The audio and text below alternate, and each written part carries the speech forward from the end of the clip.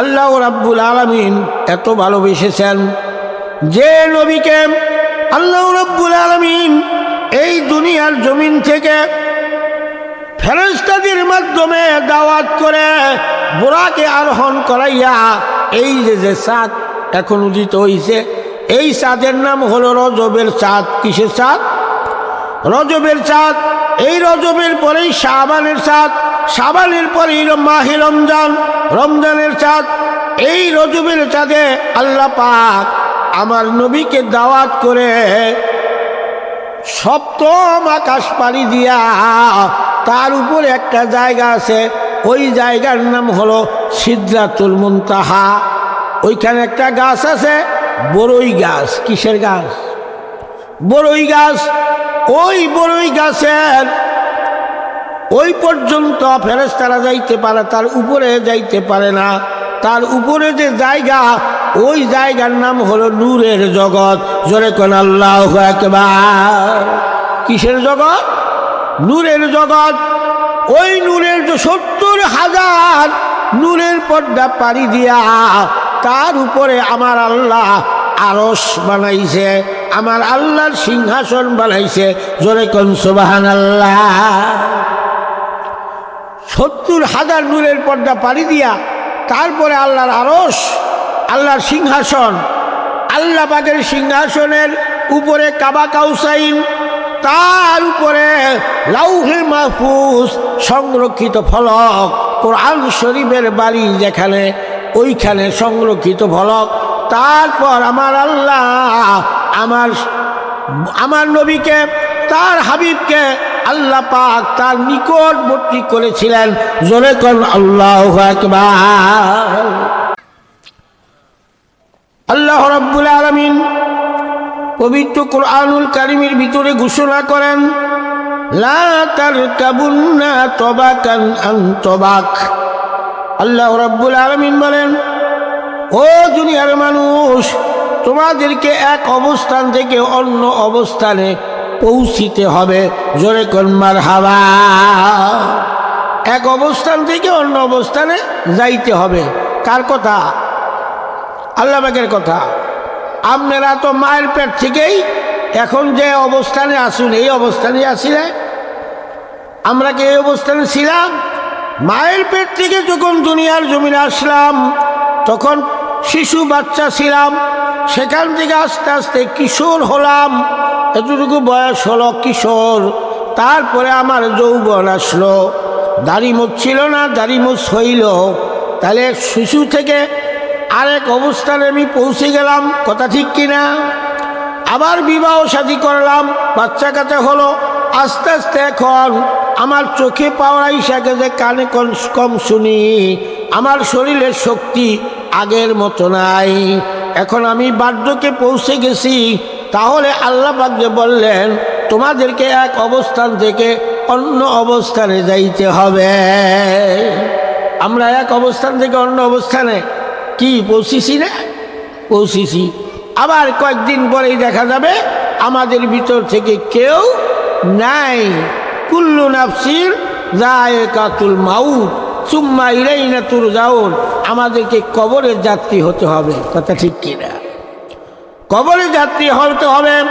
যাদের কবরের যাত্রী হওয়ার জন্য বিশ্বাস আছে আমরা একদিন থাকবো না, আমাদেরকে মৃত্যুবরণ করতে হবে, ওই কবরের যাত্রী হতে হবে। এই বিশ্বাস যাদের আছে তারা দূরে থাকতে পারবে না, তারা অবশ্যই প্যান্ডেলের ভিতরে চলে আসবে আলাইহি ওয়াসাল্লাম। আমার ভাইয়েরা, বন্ধুরা আমার, আল্লাহ তাবারক তাআলা পবিত্র কুরআনুল কারীমের ভিতরে ঘোষণা করেন, ইয়া আইয়ুহাল্লাযীনা আমানু আশাদ্দু হুব্বা লিল্লাহ। আল্লাহ রাব্বুল আলামিন বলেন, যারা ঈমানদার দাবি করে তারা সবচাইতে বেশি ভালোবাসবে আমি আল্লাহকে। জোরে কোন আল্লাহু আকবার। আমরা কি ঈমানদার না বেঈমান? আমরা কি ঈমানদার?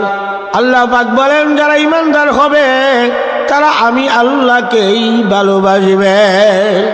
তাহলে আমরা ঈমানদার দাবি করি, আমাদের ভালোবাসা করা লাগবে আল্লাহ পাকের সাথে। কথা ঠিক কিনা? এখন আল্লাহ পাকের সাথে ভালোবাসা করতে হলে কেমনে আল্লাহ পাককে ভালোবাসা করব, তার সাথে এর কোনো মাধ্যম আছে কিনা?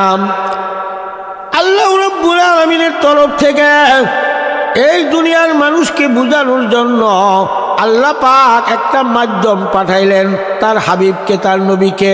আর নবীর কাছে আল্লাহ পাকের তরফ থেকে বাণী পাঠানোর জন্য, মানুষকে বোঝানোর জন্য আল্লাহ পাকের একটা ফেরেশতা নিয়োগ করে দিয়েছিলেন। সেই ফেরেশতার নাম জিবরাইল ফেরেশতা।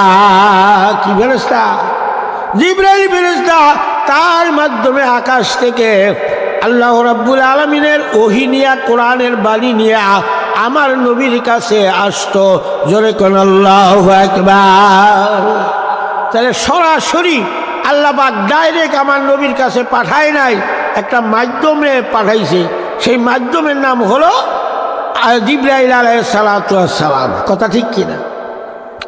আমার ভাইয়েরা, বন্ধুরা আমার, এখন আল্লাহ পাকের সাথে যদি ভালোবাসা করতে চাই, আল্লাহ পাকের সাথে যদি দুস্তি করতে চাই, আমার আল্লাহ বলেন আমার সাথে ভালোবাসা করতে চাইলে আগে তোমাদের ভালোবাসতে হবে আতিউল্লাহ ওয়া আতিউর রাসূল। আমি আল্লাহকে যদি পাইতে চাও আগে আমার নবীকে, আমার বন্ধুকে ভালোবাসো। জোরে কোন আল্লাহু আকবার। আল্লাহ বলে দিলেন আমার বাবার চাইলে আগে আমার বন্ধুকে পাও, আমার বন্ধুর সাথে মহব্বত করো, ভালোবাসা করো। আমার বন্ধু যা যা বলে তাই তোমরা শোনো, তাহলেই আমি আল্লাহ পাকের ভালোবাসা হবে। জোরে কোন আল্লাহু আকবার। আমার নবীর দাম কম না বেশি? ভালো করে শুনেন, আমার নবীকে তো আমরা চিনি না, বুঝি না। বাইরে আমার বন্ধুরা আমার, আমরা যখন মারা যাই, মারা যাওয়ার পরে কাফন দাফন পরাইয়া যখন গর্তের মধ্যে, কবরের মধ্যে রাখা হয়, তখন কবরের মধ্যে লাশ রেখে বুকের মধ্যে হাত রাইখা একটা দোয়া পড়তে হয় কিনা? কি দোয়া পড়ে না? বিসমিল্লাহি ওয়া আলা মিল্লাতি রাসূলিল্লাহ। এটার অর্থ কি? এটার অর্থ হলো আল্লাহর নামে রসুলের দলে উঠাইয়া দিলাম। আল্লাহর নামে কোন দলে তুলে দিলাম? রসুলের দলে। এখন কোনটা তুলে দিলাম? মরাডা না তাজাডা? মরাডা। আমার রসুল বলেন এই দুনিয়ার বেঈমান নাফরমানের দলেরা জীবিত থাকা অবস্থায় আমার দলে উঠলা না, এখন মরা লাশ আমার দলে উঠে দাও, আমি রসুল মরা লাশ নিব না। কথা ঠিক কিনা?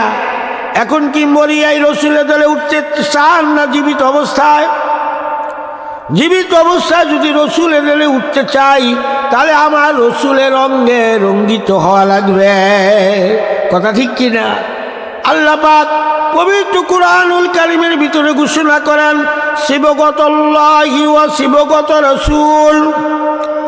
যদি তোমরা আমার রঙে রঙ্গিত হতে চাও, তাহলে আমার বন্ধু রঙে রঙ্গিত হও। জোরে কোন আল্লাহু আকবার। আল্লাহর বন্ধু কারা? আমাদের নবী। আল্লাহর বন্ধুকে আমাদের নবী জনাবি মুহাম্মদ রাসূলুল্লাহ। সবাই বলেন সাল্লাল্লাহু আলাইহি ওয়াসাল্লাম। আমার নবীকে আল্লাহ রাব্বুল আলামিন এত ভালোবেসেছেন যে নবীকে আল্লাহ রাব্বুল আলামিন এই দুনিয়ার জমিন থেকে ফেরেশতাদের মাধ্যমে দাওয়াত করে বুরাকে আরোহণ করাইয়া এই যে চাঁদ এখন উদিত হইছে, এই চাঁদের নাম হলো রজবের চাঁদ। কিসের চাঁদ?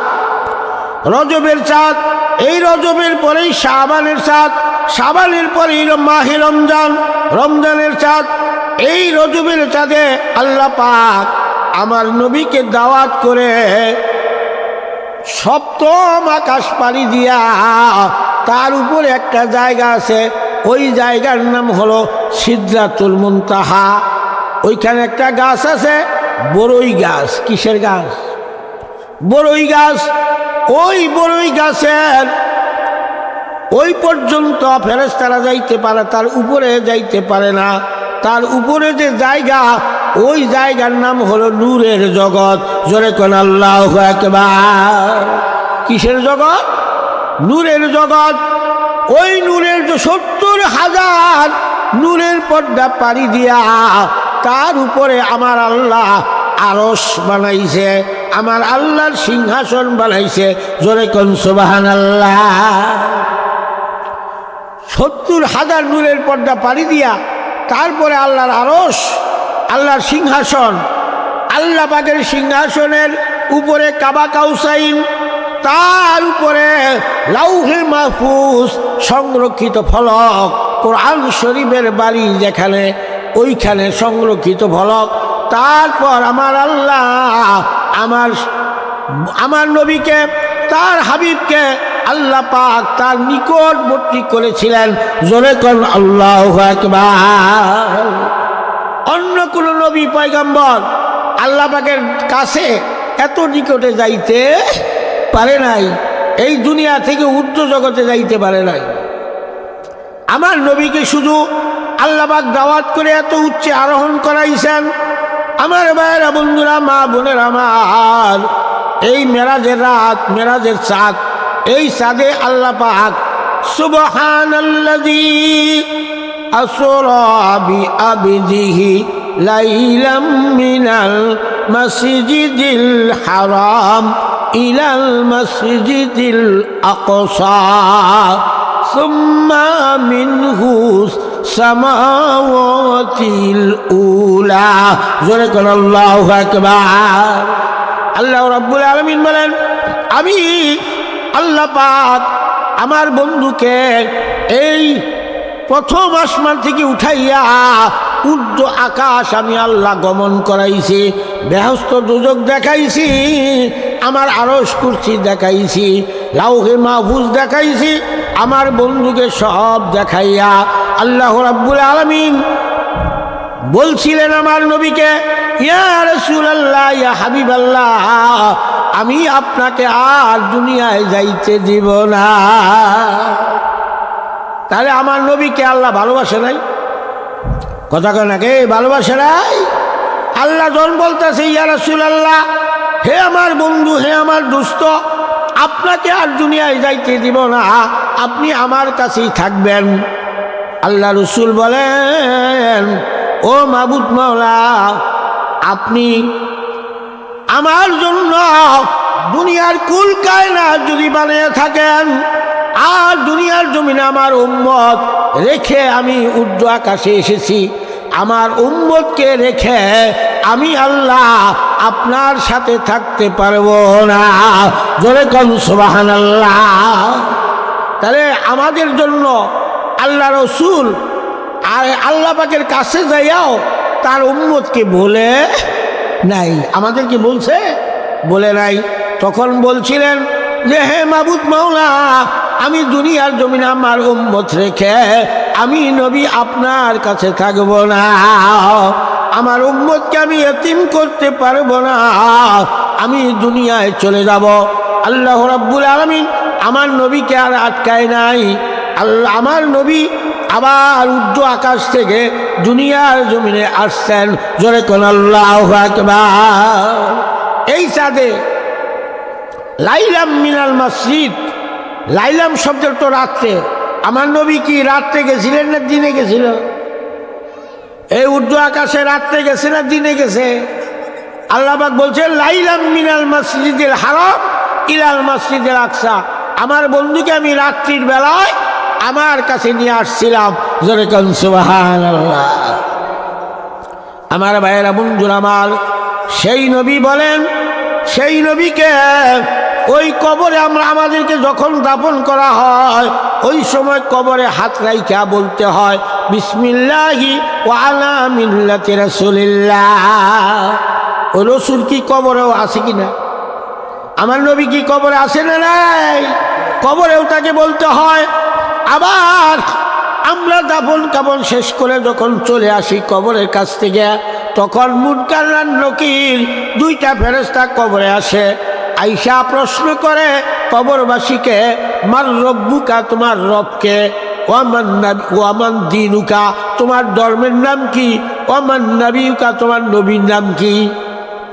ওই যে তিনটা প্রশ্ন করবে, ওই তিনটা প্রশ্নের মধ্যেও আমার নবী আছে না নাই? কি করে আছে? আমার নবী কবরে আছে, মৌতেও আছে। ভাইয়ের আমার, বন্ধুরা আমার, হাসরের ময়দানে আমার নবী হবে আমাদের সুপারিশকারী, আর আল্লাহ পাক হবেন বিচারক। জোরে কোন আল্লাহু আকবার। তাহলে আমার নবীর দাম আছে না নাই? আছে। আমার নবীকে যখন সিদরাতুল মুনতাহা পর্যন্ত বোরাকে যখন নিয়ে গেলেন, নিয়ে গিয়ে ফেরেশতারা বলেন, ইয়া রাসূলুল্লাহ, আমাদের ঠিকানা এই পর্যন্ত, আর উপরে যাইতে পারবো না। আর যদি উপরে যাই তাহলে আল্লাহর নূরে পুরি আমরা সারকার হয়ে যাব। ফেরেশতারা এই বলিয়া যখন চলে গেলেন, আমার নবী বলেন, হায় হায়, কোন জগতে আমি আসলাম? আমি তো জীবনে এইখানে আসি নাই, কোনো কিছু তো চিনিও না, তাহলে আমি এখন কীরকম করব? এইরকম যখন ইতস্ততা করতেছেন, এমতো টাইমে আমার আল্লাহ রফরফ নামক একটা জন্তু আমার নবীর কাছে পাঠিয়ে দিলেন। ওই রফরফ নামক জন্তুটা আমার নবীর দুই ঠ্যাঙ্গের মাঝখান দিয়া প্রবেশ করলো। জোরে কোন সুবহানাল্লাহ। যখন দুই ঠ্যাঙ্গের মাঝখানটা প্রবেশ করলো, সঙ্গে সঙ্গে আল্লাহ রসুলকে ঘোড়ার মতো তিনিও বসলেন। বসার সঙ্গে সঙ্গে এমন জোরে উপরের দিকে লাফ দেওয়া শুরু করলেন, প্রতি লাফে ওই 500 বছর রাস্তা রফরফ নামক জন্তুটা পাড়ি দিতে পারে। জোরে কোন আল্লাহু আকবার। এত দ্রুত গতি সম্পন্ন ওই রফরফ নামক বাহনটা আল্লাহ রসুলকে 70,000 নূরের পর্দা পাড়ি দিয়া আল্লাহর আরশের কাছে নিয়ে নামাইয়া দিলেন। জোরে কোন আল্লাহু আকবার। আল্লাহর আরশের কাছে যখন আমার নবীকে নামাইয়া দিলেন, আমার নবীর পায়ে জুতা ছিল। জোরে কোন মারহাবা। আমার নবীর পায়ে কি ছিল? জুতা ছিলেন। এখন আল্লাহর আরশ, পবিত্র আরশ, এখন আরশের মধ্যে জুতা নিয়েই উঠবে না জুতা খুলিয়া উঠবে, এইটা চিন্তা করতেছে আমার রসুল। বলেন যে কি করব, এত পবিত্র আরশ, এখানে কি জুতা নিয়েই উঠবো না জুতা ছাড়া উঠব? এরকম চিন্তা যখন করতেছেন, এমন সময় গায়েব থেকে আওয়াজ আসলো, ইয়া রাসূলুল্লাহ, ইয়া হাবিবাল্লাহ, ও আমার দুস্থ গো, ও আমার বন্ধু গো, আপনি ইতস্ততা করবেন না, আপনার জুতা নিয়েই আমার আরশে আরোহণ করেন। জোরে কোন আল্লাহু আকবার। আরশ থরথর করে কাঁপতেছে। আল্লাহ রাসূল আরশের কম্পন দেখিয়া মাবুদের কাছে বলেন, আপনার আরশ এইভাবে থরথর করে কাঁপে কেন? তখন আল্লাহ রাব্বুল আলামিন আরশের জবান খুলে দিলেন, করলেন, ইয়া রাসূলুল্লাহ, ইয়া হাবিবাল্লাহ, আপনি যে আমার উপর আরশের উপর আরোহণ করবেন, আমার যদি কোনো বেয়াদবি হয়ে যায় তাহলে আমার আল্লাহ আমার উপর বেজারে হয়ে যাবে। এই জন্য আমি কম্পন করতেছি। তখন আল্লাহ পাকের যখন আওয়াজ দিলেন, আপনার জুতা নিয়ে আরোহণ করেন, আপনার জুতার ধুলি আমার আরশের মহল্লার মধ্যে লাগলে আমার আরশ ধন্য হয়ে যাবে। জোরে কোন আল্লাহু আকবার। আমার রসুলের জুতার ধুলি পেয়ে আল্লাহর আরশ যদি ধন্য হয়ে যায়, তাহলে আমার রাসূলের মূল্য কত হতে পারে? জুতার ধুলির দাম যদি এত হয়, তাহলে আমার রসুলের মূল্য আছে না নাই? কি কোন আছে না? আমার ভাইয়েরা, বন্ধুরা, আল্লাহ রাব্বুল আলামিন আমার নবীকে এত কাছে নিলেন। হাদিসের ভিতরে এসেছে, এত কাছে নিলেন, দুইজনে একবার একাকার হয়ে গিয়েছিলেন। ওইখানে আরশ থেকে আল্লাহ রসুলকে যখন আল্লাহ পাকের তরফ থেকে আবার যখন দুনিয়ায় চলে আসে, আইসা দেখে যে ঘর থেকে আল্লাহ রসুল বের হইছে ওই ঘরের উপরে সিগা নড়তে আছে এবং অজুর পানি যাইতে আছে। জোরে কোন আল্লাহু আকবার। আল্লাহ রসুল সাহাবাদেরকে এক সাহাবাকে বললেন, ও সাহাবা শোনো, আমাকে আল্লাহ পাক আজকে রাত্রিতে দাওয়াত করে আল্লাহ পাকের দরবারে আমাকে হাজির করেছিল। জোরে কোন আল্লাহু আকবার। তখন সাহাবী শুনে বলেন, ইয়া রাসূলুল্লাহ, এটা কেমন কথা? হ্যাঁ, রাত্রিবেলায় আমাকে ফেরেশতার মাধ্যমে আল্লাহ পাকের দরবারে নিয়েছিল। জোরে কোন মারহাবা। আমার ভাইরা, বন্ধুরা আমার, এবার আল্লাহ রসুলের সাহাবারা এই কথা শুনে আবু বকর রাদিয়াল্লাহু আনহুকে প্রথম বললেন, আবু বকর, আপনি কি জানেন আল্লাহ রসুলকে আল্লাহ পাক তিনার দরবারে নিয়েছিল রাত্রিবেলায়? জোরে কোন আল্লাহু আকবার। আবু বকর রাদিয়াল্লাহু আনহু বলেন, ও সাহাবা, তুমি কি রসুলের মুখের কথা নিজ কানে শুনেছো কিনা? হ্যাঁ, নিজ কানে শুনেছি। তিনি বললেন, আমি শুনলাম। যদি রসুলের মুখে তুমি শুনে থাকো তাহলে আমি আবু বকর বিশ্বাস করে নিলাম আমার রসুল আল্লাহর দরবারে গিয়েছিল, আমি বিশ্বাস করলাম। জোরে কোন আল্লাহু আকবার। যখন আবু বকর রাদিয়াল্লাহু আনহু, পূর্বে তার নাম ছিল আবু বকর, যখন নবীজির কাছে আরেক সাহাবা এসে বলল, ইয়া রাসূলুল্লাহ, আপনার এই মেরাজের খবর, এই সফরের খবর, ঊর্ধ্ব আকাশে গমনের খবর আবু বকর রাদিয়াল্লাহু আনহুর কাছে বললাম। বলার সঙ্গে সঙ্গে আপনার আবু বকর নির্ঘাত বিশ্বাস করে নিয়েছে। জোরে কোন মারহাবা। আবু বকর বিশ্বাস করে নিয়েছে, একবারও উচ্চবাচ্য কোনো আওয়াজ করেন নাই। তখন আল্লাহ রসুলের জবানে বলে দিল, ও সাহাবারা শোনো, আগে আবু বকরের নাম ছিল শুধু আবু বকর, আজকে থেকে আমি নাম দিয়ে দিলাম আবু বকর সিদ্দিক। জোরে কোন মারহাবা। তারপর থেকে আবু বকর রাদিয়াল্লাহু আনহুর নাম হয়ে গেল আবু বকর সিদ্দিক। জোরে কোন মারহাবা। লা ইলাহা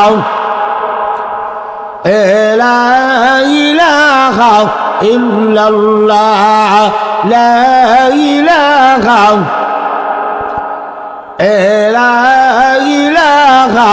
ইল্লাল্লাহ, লা ইলাহা ইল্লাল্লাহ। রিক্সা চলে না চালক ছাড়া, নৌকা চলে না মাঝি ছাড়া, তেমন একটা মানুষ চলতে পারে না আমার মাবুদ ছাড়া। লা ইলাহা ইল্লাল্লাহ, লা ইলাহা ইল্লাল্লাহ, লা ইলাহা ইল্লাল্লাহ মুহাম্মাদুর রাসূলুল্লাহ। সবাই বলেন সাল্লাল্লাহু আলাইহি ওয়াসাল্লাম।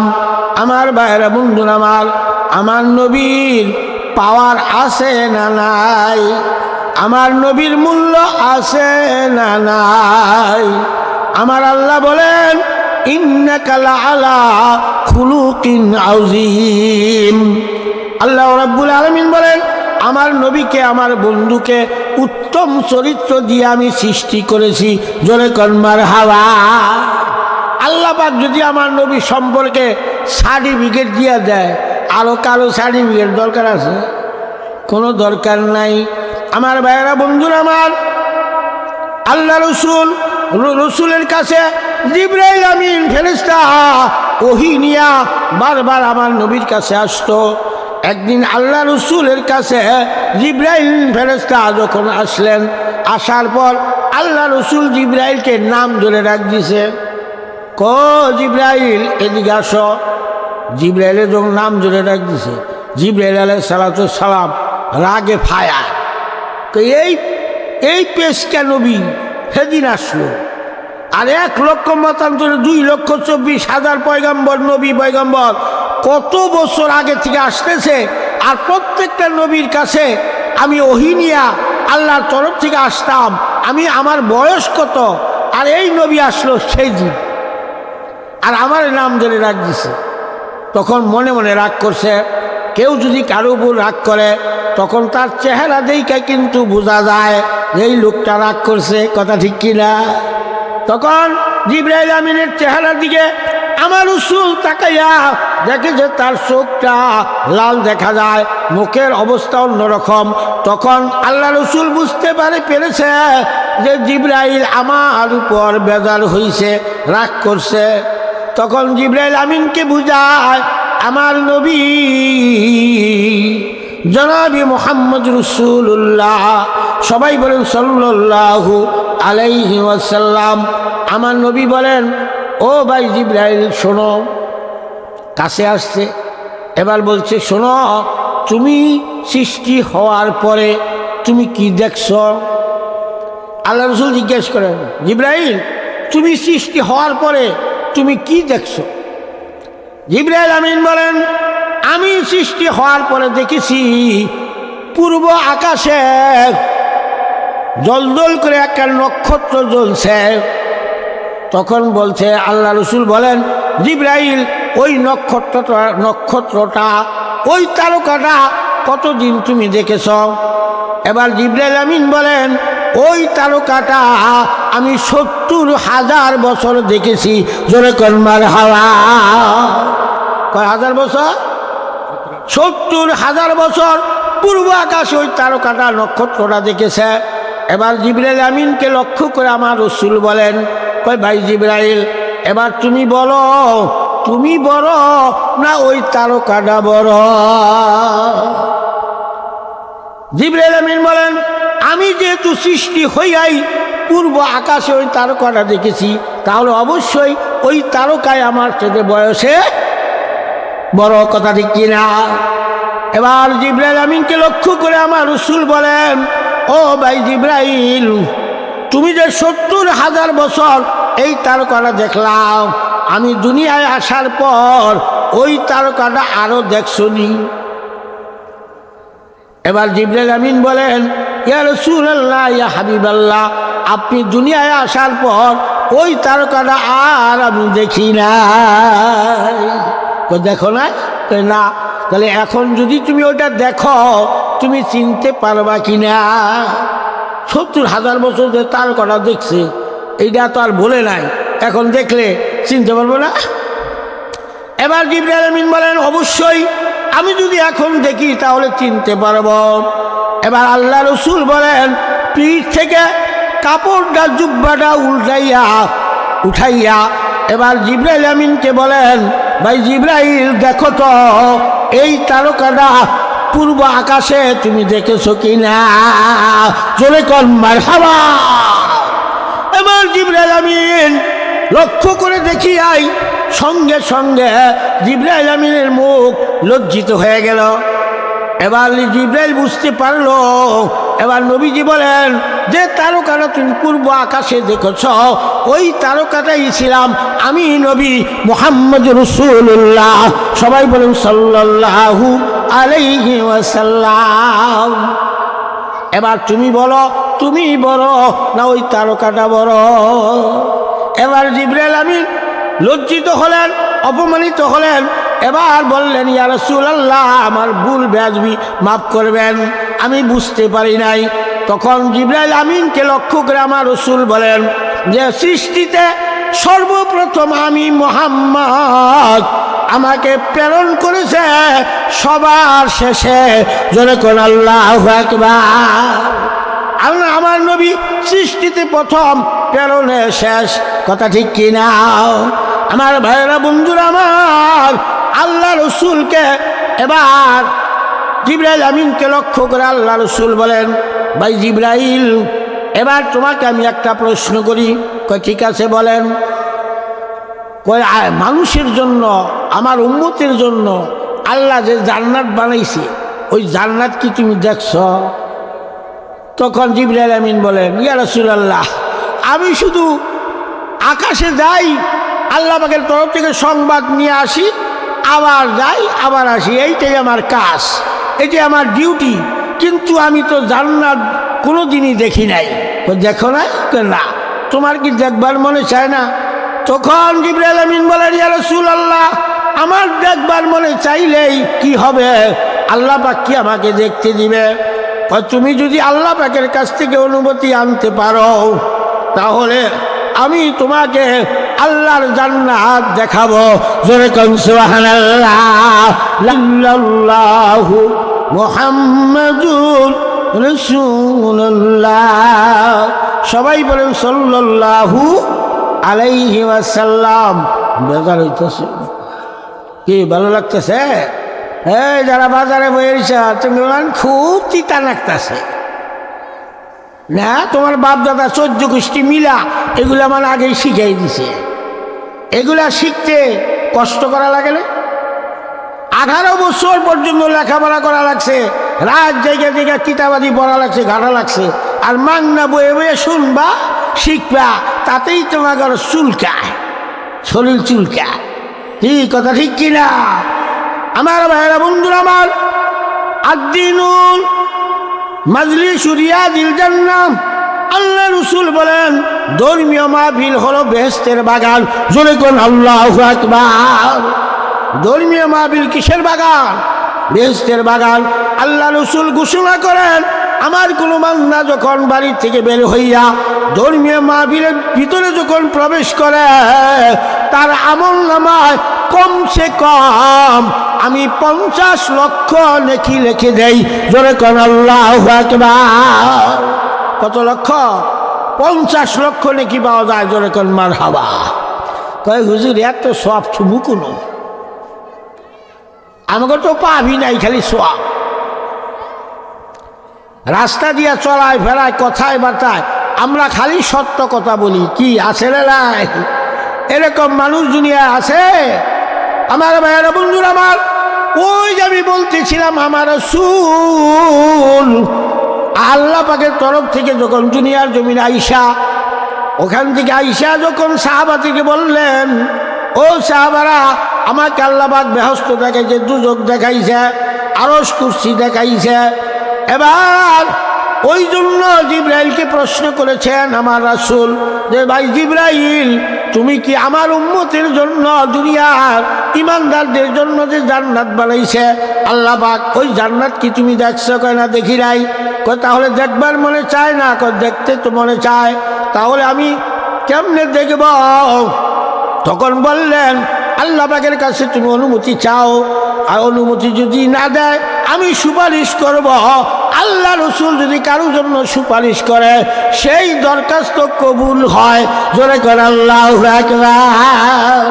কথা ঠিক কিনা?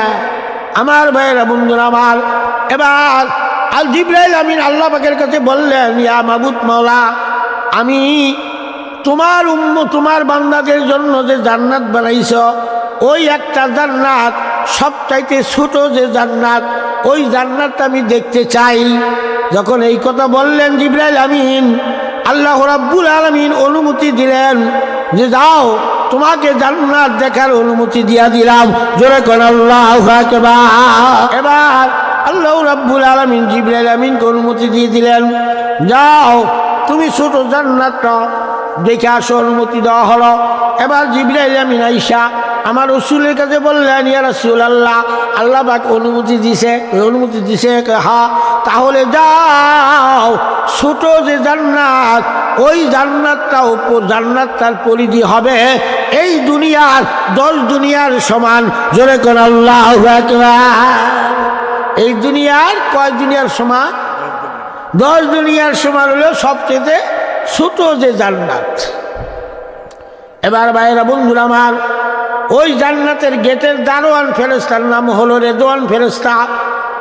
এবার আল্লাহ রাসূল বলেন, তুমি যাও, ও জিবরাইল তুমি যাও, জান্নাতের গেটের যে ফেরেশতা রেদওয়ান ফেরেশতা, তার কাছে যে বলগা, আল্লাহ পাক অনুমতি দিছে, গেটের, জান্নাতের গেটের দরজা খুলে দাও।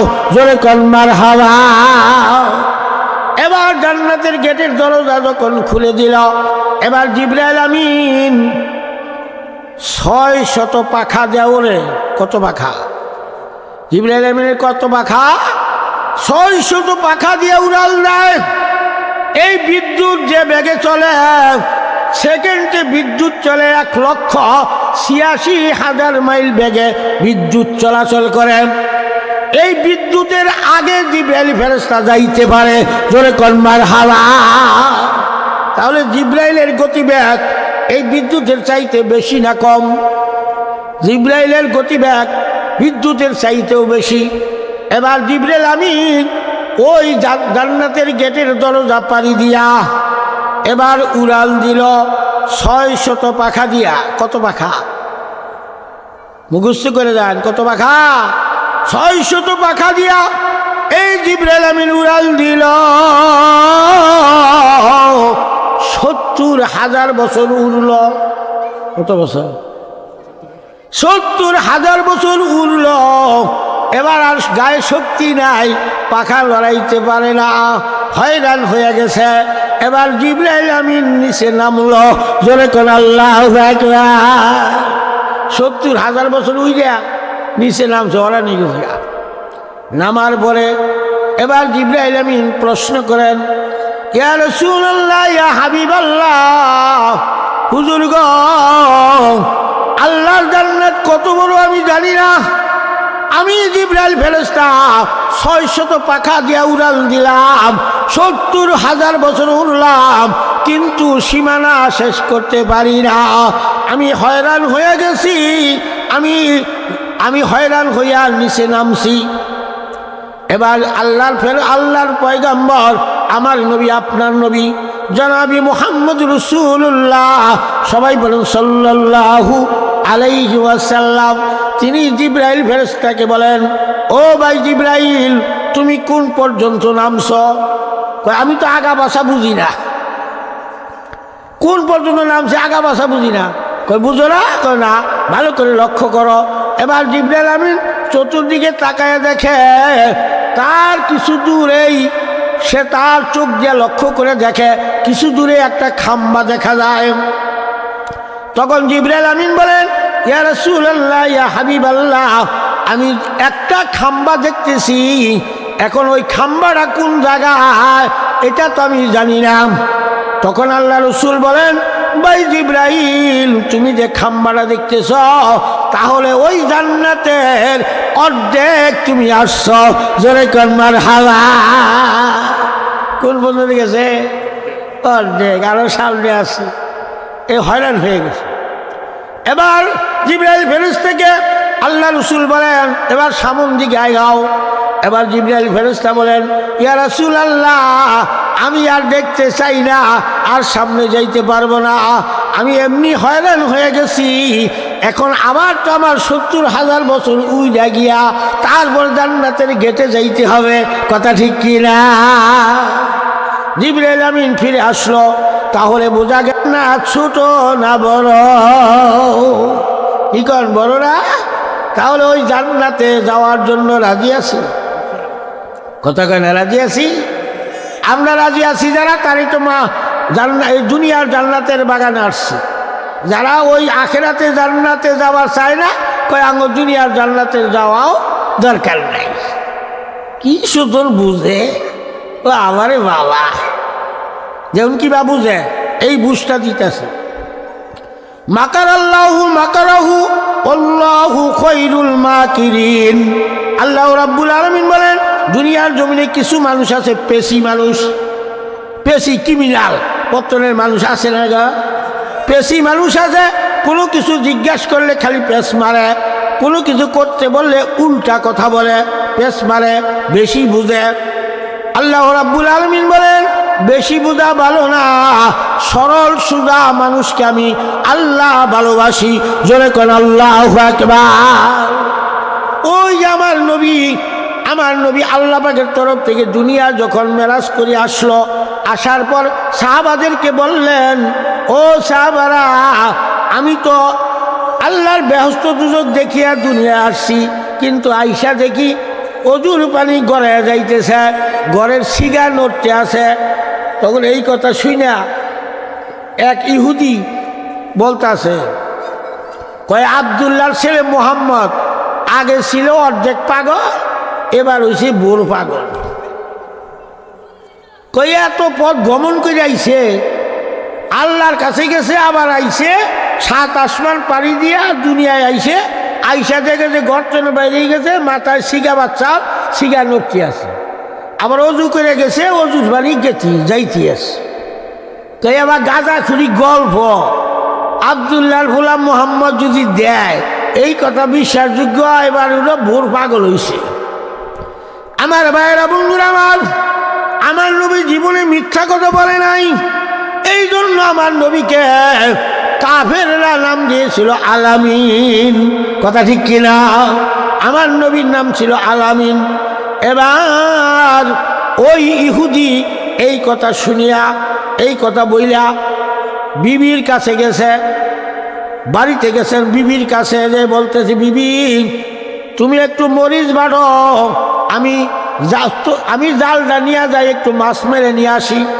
তুমি ইহুদি নাই, ওইখানে আর নাই, অনেক দূরে গিয়া জঙ্গলের কিনারায় রূপসী মহিলা হইয়া বাসিয়া উঠছে। জোরে করবার হাওয়া। ইহুদি মহিলা হইয়া ওই জঙ্গলের কিনারায় বাসিয়া উঠছে। তখন এক সওদাগর জাহাজ নিয়া ওই নদী দিয়ে যাইতেছে, দেখে যে জঙ্গলের কিনারায় খুব রূপসী মহিলা একা একা দাঁড়িয়ে রয়েছে।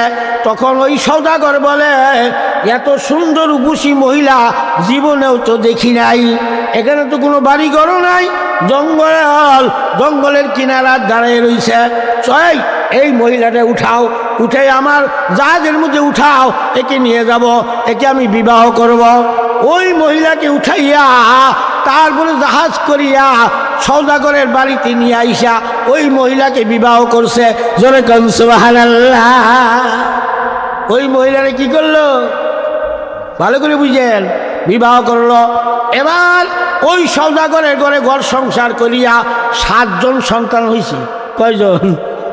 7 জন সন্তান হইল। এবার ওই মহিলারা বুড়ি হয়ে গেছে। কি কার 7 জন বলে হইলে বুড়ি হয়ে গেছে না? বুড়ি হয়ে গেছে।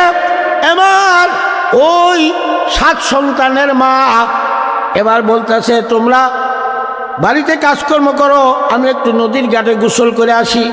এবার ওই মহিলা যখন গোসল করতে নদীর ঘাটে গেছে, আবার ডুব দিছে। ডুব দেওয়ার সঙ্গে সঙ্গে আর নাই।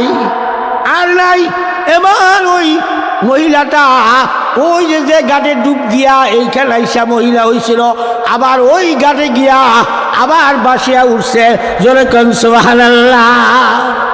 আবার পুরুষ হইয়া ওই ঘাটে বাসিয়া উঠছে। কি হইয়া? ওই যে পুরুষ ডুব দিল, মহিলা হইল। ওই মহিলা আবার 7 সন্তানের জন্ম দিয়া আবার নদীতে গোসল ডুব দিছে, আবার ওইখানে আইসা পুরুষ হইয়া বাইসা উঠছে। জোরে কোন মারহাবা। যখন পুরুষ হইয়া বাসিয়া উঠছে, উঠিয়ে তাকাইয়া দেখে নদীর কিনারায় ওই তার কাপড়টা আছে। তখন বলতেছে, কি ব্যাপার, এতদিন গুজরা গেল তারপরেও কাপড় সেইখানে। এখন নদী থেকে উঠিয়া গোসল করিয়া কাপড় পাল্টাইয়া বাড়িতে গেছেন। বাড়িতে যেয়ে দেখে তার বিবি মরিচ বাটতেই আছে। জোরে করে আল্লাহু আকবার। তার বিবি কি করে? মরিচ বাটতেই আছে। এবার মাছ তো কোটেই নাই। এবার স্বামী জিজ্ঞাসা করে, ও বিবি, তুমি এখন পর্যন্ত মরিচ বাটতেই আসো, কবে রান্না করবা? তখন বিবি বলতেছে, স্বামী গো, আপনি যে গোসল করতে গেছেন, আপনি কি নদীতে নামছিলেন না তার আগেই উঠে এসে বসুন? কয়, কেমন কথা কও? আমি নদীতে নামি নাই। কয়, আপনি তো এই মাত্র গেলেন, আবার এমনি অমনি চলে আসুন, কাপড় খালি পাল্টাই এমন চলে আসে। মাঝখানে যে কি ঘটনা ঘটছে এটা তো আর তার স্ত্রী জানে না। এবার স্বামী বলতেছে, বিবি গো, তুমি তো জানো না মাঝখানে যে কি হইল, এটার ব্যাপার বুঝলাম না। লা ইলাহা লা ইলাহা ইল্লাল্লাহ লা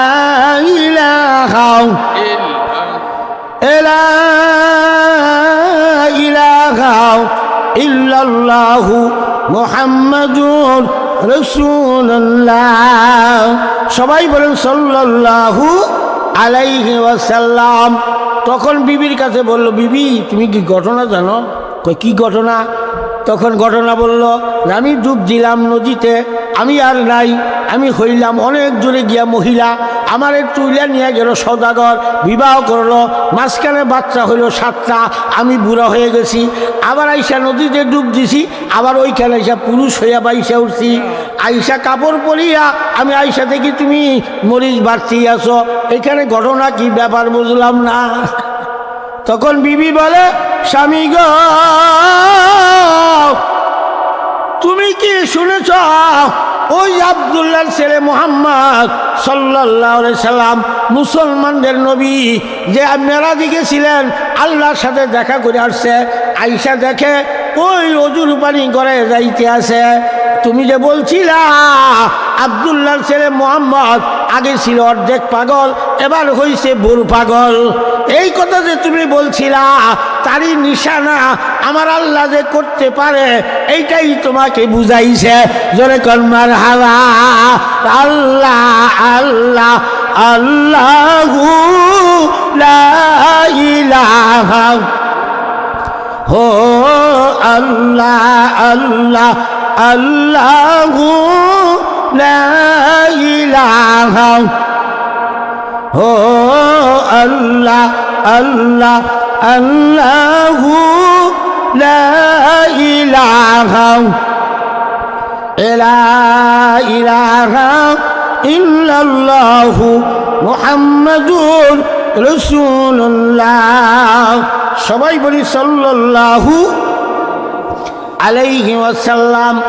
আল্লাহ আমাদের বাংলাদেশের প্রধানমন্ত্রী যদি আঙ্গসাবরি বাজারে আসবে, ডেট দেয়, তারিখ দেয়, তখন এই রক্ষীবাড়া রোড, প্রধানমন্ত্রী আসবে চাপড়ি রক্ষীবাড়া রোড দিয়া, তাহলে এই রুটে বিডিআর, পুলিশ, র্যাব, অমক তমক গোয়েন্দা সংস্থা সবাই মিলে বলবো না, যখন শুনবো যে টাঙ্গাইল পর্যন্ত আসছে, এই রাস্তা দিয়ে আসবে, এই রাস্তা একবারে গাড়ি ঘোড়া, হুন্ডা, মোটরসাইকেল, অটো মোটো সব বন্ধ। আজকে এই রাস্তা দিয়ে যাওয়া যাবে না, কারণ প্রধানমন্ত্রী আসতেছে, সব এগুলা মুক্ত, তোমরা দূরে থাকো, রাস্তা ক্লিয়ার। তখন কিন্তু এই প্রধানমন্ত্রী আসবে, তাতেই যদি রাস্তা এরকম ক্লিয়ার থাকে, এই রাস্তায় কোনো কিছু চলাচল করবে না, বন্ধ। তাহলে আমার আল্লাহ তার পিয়ারা হাবিব, আমার নবী, আপনার নবী জনাবি মুহাম্মদ রাসূলুল্লাহ সাল্লাল্লাহু আলাইহি ওয়াসাল্লাম, তিনাকে যদি আল্লাহ পাক তার দরবারে নিয়ে যায়, তার সম্মানের খাতিরে দুনিয়ার আইন কানুন, দুনিয়ার বিধি নিষেধ সব কিছু আমার আল্লাহ বন্ধ করতে পারে কি পারে না? কি করে পারে না? আল্লাহ পাক তার বন্ধুকে নিয়ে গেছেন, দুনিয়ার সব চলমান সব কিছু বন্ধ, একবার স্টপ, বন্ধ হয়ে যাও, সব বন্ধ হয়েছিল। আল্লাহ রসুল মেরাজ করে যখন আসলো, আবার আমার আল্লাহ বলে দিল এবার চলো, আবার বলছে চলো, এবার চলতেছে, যার কারণে অজুর পানি গড়ায় যাইতেছে, ওই শিকা নড়তে আছে। আল্লাহ পারে কি পারে না? কি কোন পারে না? পারে। তাহলে আল্লাহ রাব্বুল আলামিন আমার নবীকে যদি এত সম্মান ইজ্জত দিয়া থাকে, ওই নবীকে ভালোবাসার দরকার আমাদের আছে না নাই? কি কর আছে? এখন তো নবী দুনিয়ায় নাই, তাহলে কাকে ভালোবাসব? আল্লাহ রসুল হাদিসে বলেন, قال رسول الله صلى الله عليه وسلم كن عالما أو معلما أو مستمعا أو محبا لا تكن خامسا فتهلك। আল্লাহ রসুল বলেন, তুমি যদি চারটা জিনিসকে তোমাকে মহব্বত করতে হবে, চারটা জিনিসের যে কোনো জিনিস, একটা জিনিস তোমার অনুকরণ করতে হবে। তুমি যদি আল্লাহ রসুলকে ভালোবাসতে চাও, মহব্বত করতে চাও, পাইতে চাও, তাহলে তোমাকে প্রথমে কোন আলেমান, আগে তোমাকে আলেম হতে হবে। যদি আলেম না হতে পারো আও মুস্তামিয়ান, আলেম যা বলে তাই তোমাকে করতে হবে। তাও যদি না হতে পারো আও মুআল্লিমান, আলেমের বাবা মা হও। তাও যদি না হতে পারো আও মুহিব্বান, আলেমকে মহব্বত করো। করল চারটা, এই চারের ভিতরে থাকো। যদি খামেশা তোমার 5 নম্বরে যাও না, যদি 5 নম্বরে যাও তাহলিক, তাহলে তুমি ধ্বংস হয়ে যাবা। এই জন্য এখন আল্লাহ রসুল চলে গেছেন, উলামায়ে কেরাম দুনিয়ার জন্য রেখে গেছেন। উলামায়ে কেরাম আল উলামাউ ওয়ারাসাতুল আম্বিয়া, আলেমগণ হলো আমার নবীর ওয়ারিস। এই ওয়ারিস নায়েবে নবী, এদেরকে মহব্বত করা লাগবে, ভালোবাসা করা লাগবে। এদের সাথে উঠা বসা করবেন, এদেরকে মহব্বত ভালোবাসা করবেন। আল্লাহ রসুলকে ভালোবাসা হবে, আর আল্লাহ রসুলকে ভালোবাসা মানে আমার মাবুদকে ভালোবাসা। জোরে কোন আল্লাহু আকবার।